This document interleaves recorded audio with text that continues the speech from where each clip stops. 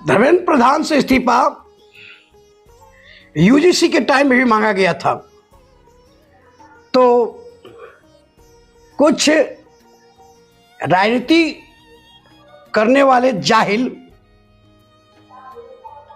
UGC के support में आकर धर्मेंद्र प्रधान के बचाव कर रहे थे और आज उसी धर्मेंद्र प्रधान का इस्तीफा मांग रहे हैं।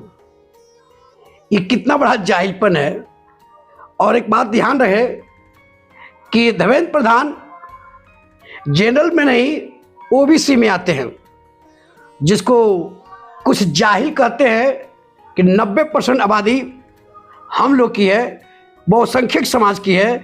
तो उसी बहुसंख्यक समाज का वो एक बेटा है और एक मेंबर हैं, फिर भी उनके खिलाफ इस तरह से टूट पड़े हैं सभी लोग, जैसे कि वो भारत के नहीं पाकिस्तान के हैं, और नहीं पाकिस्तान के तो कम से कम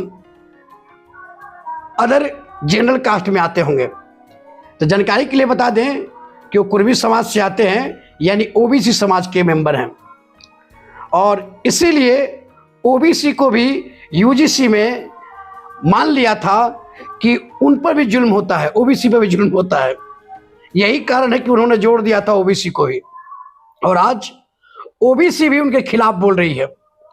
जब जनरल वाले यूजीसी के कानून लाने के बाद उनका अपोज कर रहे थे, तो ये लोग सपोर्ट कर रहे थे, और आज उनका अपोज कर रहे हैं। भारत की राजनीति की एक अपरंपार लीला है।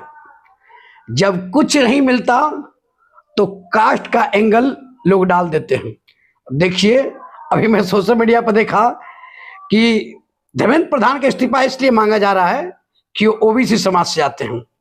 अगर वो जनरल से आते तो इस्तीफा नहीं मांगा जाता। देखिए, ये बातें कौन कर रहा है? ये भी बातें किया जा रहा है उनके ही समाज के कुछ लोगों के द्वारा।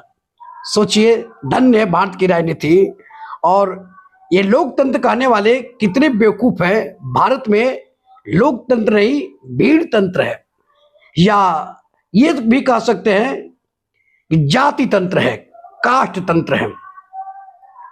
जिस कास्ट का जितना वोटर, उसका कानून चलेगा, उसके पक्ष में कानून बनेगा, उसके पक्ष में सब सुविधाएं बनेगी।